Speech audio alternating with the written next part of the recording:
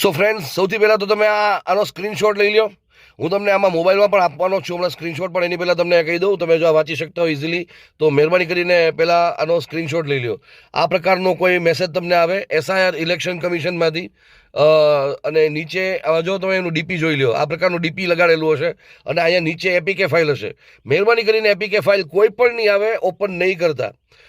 SIR election commission of India તરીકે એ લોકો તમને એપીકે ફાઇલ મોકલશે, ઓપન નહીં કરતા. આ બહુ જ હમણાં મેસેજીસ ફરતા થઈ ગયો છે, અને આ પ્રકારનો મેસેજ આવશે કે તમે અહીંયા તમારું જે છે એ તમારું એસઆઈઆર ફોર્મ જે છે અપડેટ કરાવી શકો છો. નથી, આ રીતે નથી થતું. બીએલઓ પોતે જ આવે છે અને એ પોતે જ તમારું ફોર્મ મેન્યુઅલી સ્વીકારે છે, એટલે આ રીતે કાંઈ થતું નથી. ધ્યાન રાખજો, આ પ્રકારની કોઈ પણ એપીકે ફાઇલ ઓપન નહીં કરતા, કોઈ હિસાબે નહીં કરતા.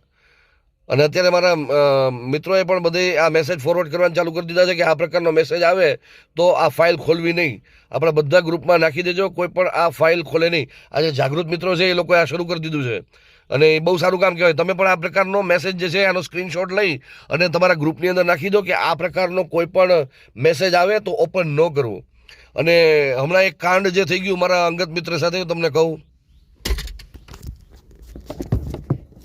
એપીકે ફાઇલ એટલું ધ્યાન રાખજો, કોઈ પણ ફોર્મમાં આવી શકે છે. અને ખાસ કરીને અત્યારે લગ્નસરાની સિઝન છે અને કમુરતામાં પણ ઘણા મુહૂર્તિયાઓ પહેરવાના છે, એટલે એવું નહીં માનતા કે 15 તારીખ પછી આવશે તો એ નહીં હોય. 15 તારીખ પછી, 15 તારીખ પહેલાં, અને ટૂંકમાં કોઈ પણ પ્રકારની કંકોત્રી આવે, કોઈ પણ પ્રકારનું ઇન્વિટેશન કાર્ડ આવે, કોઈ પણ પ્રકારનું ચલાણ આવે, ગવર્મેન્ટને લગતું કોઈ પણ ડોક્યુમેન્ટ આવે, એપીકે ફાઇલમાં આવે તો ઓપન નહીં જ કરતા. અને એપીકે ફાઇલ ના પણ હોય, તમને એમ લાગે કે આમાં એપીકે ફાઇલ નથી, ઘણી વખત હિડન ફાઇલ હોય છે, આપણને ખબર નથી પડતી, તો કોઈ પણ સંલગ્ન ડિપાર્ટમેન્ટ કે સંલગ્ન વ્યક્તિ હોય, માની લો તમને એમ કે તમારો અંગત મિત્ર છે, એને તમને કોઈ ફોટો મોકલ્યો અને તમને ડાઉટ ગયો, મહેરબાની કરીને પહેલાં એનો ફોટો ઓપન નહીં કરવાનો. એમ કહેવાનું કે ત્યાં મને શું મોકલ્યું મને એ કે, એટલે એમ કે ના મેં કાંઈ નથી મોકલ્યું, તો સમજી લેવાનું કે એનો મોબાઈલ હેક થઈ ગયો છે. અને જો એને મોકલ્યું હોય તો પહેલાં એની ડિટેલ લઈ લો ને પછી તમે એને ઓપન કરો. મારા મિત્ર સાથે એ જ થયું. હમણાં લગ્નની કંકોત્રી આવી હતી, એને ઓપન કરી, મોબાઈલ હેક થઈ ગયો એનો. અને એને મોબાઈલ હેક થઈ ગયો એટલે સૌથી પહેલાં તો એને એમ થયું કે મારા બેંક એકાઉન્ટને હું સિક્યોર કરી લઉં, પણ એ સિક્યોર કરે ત્યાં સુધીમાં 78,000 ધબડક થઈ ગયા હતા. અને સારી વાત તો એ કહેવાય કે, સારી વાત તો આમ જો કે જરાય ન કહેવાય, પણ છતાંય એને થોડાક દિવસ પહેલાં જ એની બહુ મોટી એવી રકમ હતી, 6 આંકડામાં.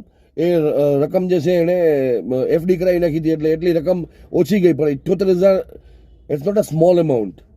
અને બીજી વાત, ત્યાં સુધી હજી પૈતું નહોતું, એનો મોબાઈલ તો હેક થયેલો જ પડ્યો હતો, એને ખબર જ નહોતી. બીજા દિવસથી એના મોબાઈલમાંથી એવા મેસેજ સ્પ્રેડ થવાના શરૂ થઈ ગયા કે હાય મને અત્યારે પૈસાની જરૂર છે, ને આમને તેમને, મિત્રોને બહુ બધા સગાવાલાને જેટલા કોન્ટેક્ટ્સમાં હતા, વેપારી બધા હતા, એ બધા એના ડીલર્સ જેટલા હતા, બધાને એવો મેસેજ પહોંચી ગયો કે મારે પૈસાની જરૂર છે, મને આના ઉપર મોકલાવો. એવી રીતે ધ્યાન રાખજો. આ તો કોઈક એવા બુદ્ધિજીવી વ્યક્તિને મેસેજ પહોંચ્યો એટલે તાત્કાલિક એણે કોલ કર્યો એને કે ભાઈ શું થઈ ગયું છે, ત્યારે આખો ભાંડો ફૂટ્યો. બાકી ત્યાં સુધીમાં તો નકર બહુ બધું લાંબુ થઈ ગયું હોત. મહેરબાની કરીને એપીકે ફાઇલ ના ખોલો. હું તમને રેગ્યુલરલી કહેતો જાઉં છું. હમણાં 2 દિવસ પહેલાં પણ એક ફ્રોડની બાબતમાં તમને ક્રિએટર્સ લોકોને ચેતવા હતા. અત્યારના એક મિત્રના 78,000 રૂપિયા ગયા છે, એટલે એમ થયું કે ભાઈ વધુ લોકો આનો ભોગ ના બને, એટલે આપણે એક અવેરનેસ કેમ્પેન ઊભું કરીએ. આમાં મને અહીંયા કમેન્ટમાં બહુ સારી માહિતી છે સમીરભાઈ, થેન્ક યુ વેરી મચ, એવું લખવાની જરૂર નથી. એના કરતાં તમે એટલું લખો કે તમે કેટલા લોકોને ફોરવર્ડ કરો છો મેસેજ, એટલું લખજો.